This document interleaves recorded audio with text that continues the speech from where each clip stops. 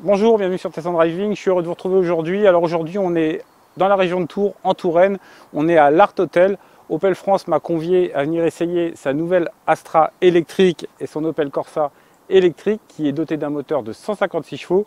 Elle a été relookée, je vous présente ça tout de suite en vidéo.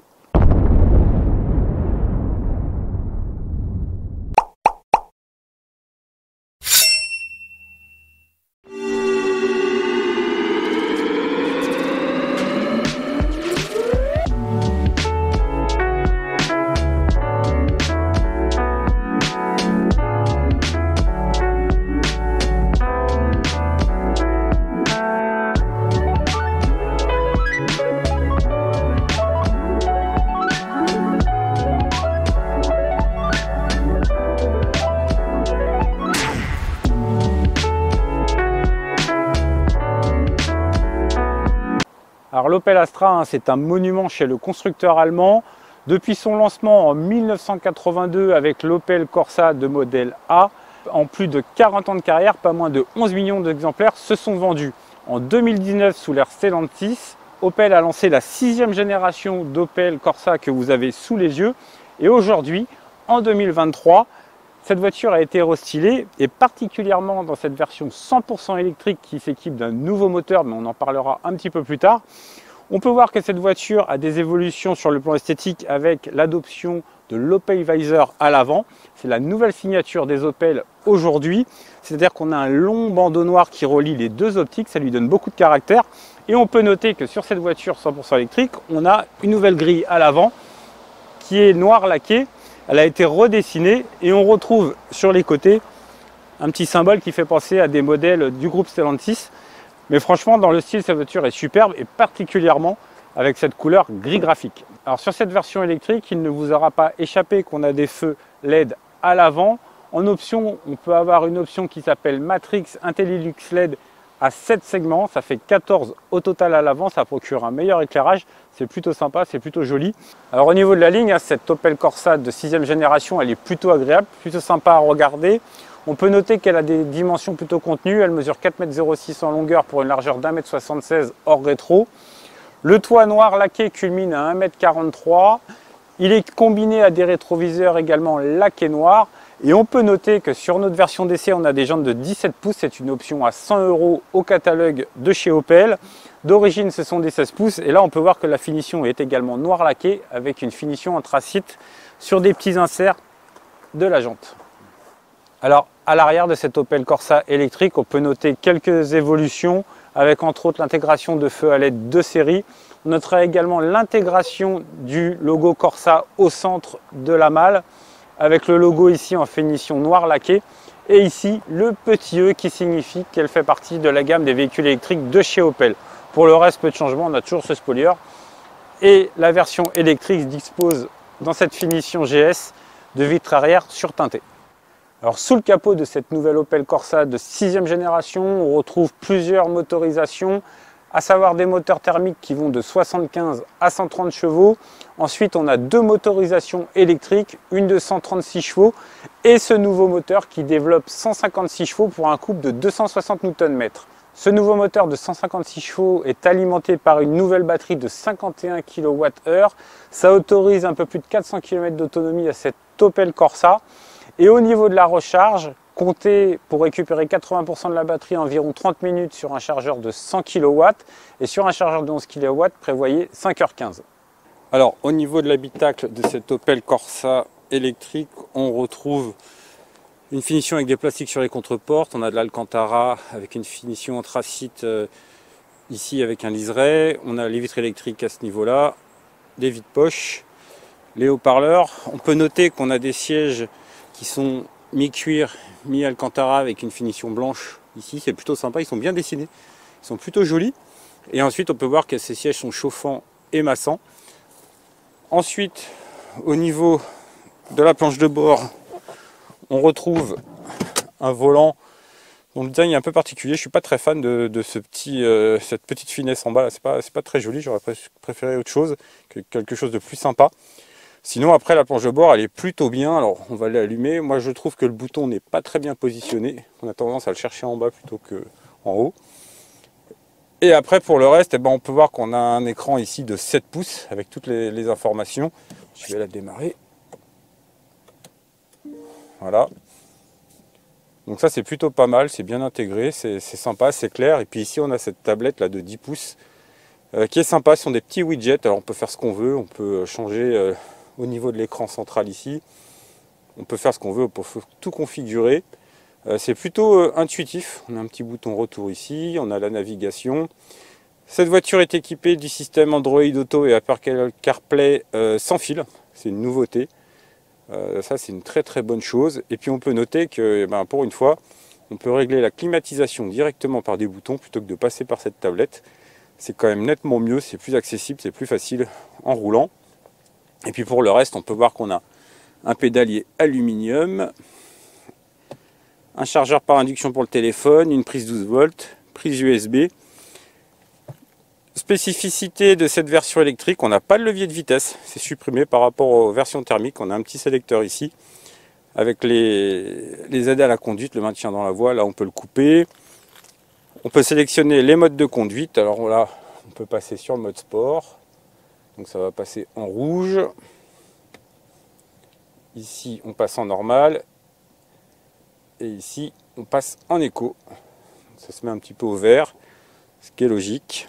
Et puis pour le reste, ici on a un rangement, des range-bouteilles, un accoudoir réglable, on a des tapis marqués Corsa, on a ce toit, enfin toit ouvrant, c'est pas un toit ouvrant, j'ai dit que c'était un toit ouvrant tout à l'heure, mais c'en est pas, en fait on a juste un rideau qui glisse, on a un toit en verre dessus, ça apporte de la lumière, c'est agréable.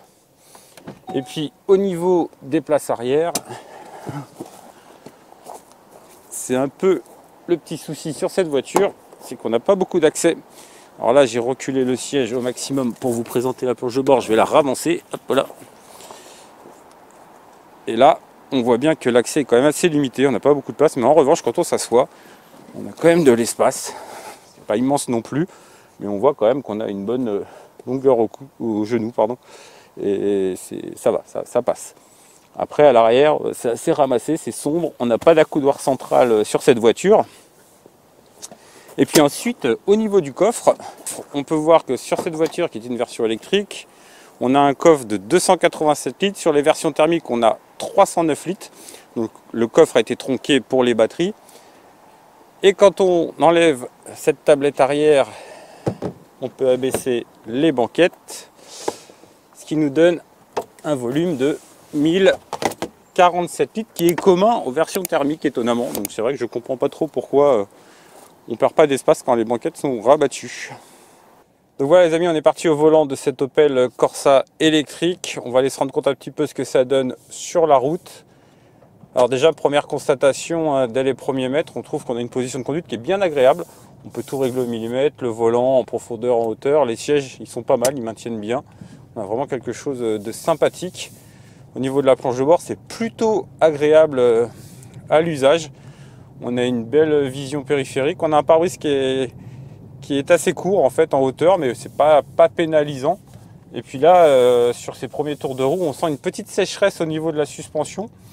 Je pense que c'est quelque chose qui va peut-être changer quand on va rouler un petit peu, mais là c'est vrai qu'à basse vitesse c'est assez raide, mais ça reste quand même confortable. On n'est pas dans une voiture sportive. Alors j'aime beaucoup la sonorité des clignotants, c'est sympa, c'est feutré, c'est plutôt agréable. Alors il faut savoir que cette voiture dispose d'un moteur de 156 chevaux comme je l'évoquais tout à l'heure, mais ces 156 chevaux on ne les a pas immédiatement quand on démarre la voiture. Là on est en mode de conduite normale avec le drive mode et du coup en réalité on n'a que 109 chevaux, donc pour un usage en ville ou autre c'est largement suffisant, ou des petites routes. Et les 156 chevaux on les a vraiment que sur le mode sport qu'on essaiera un petit peu plus tard. Après pour le reste au niveau de la direction c'est pas mal, il y a une petite fermeté, ça a l'air plutôt précis, elle est plutôt sympa en usage en ville.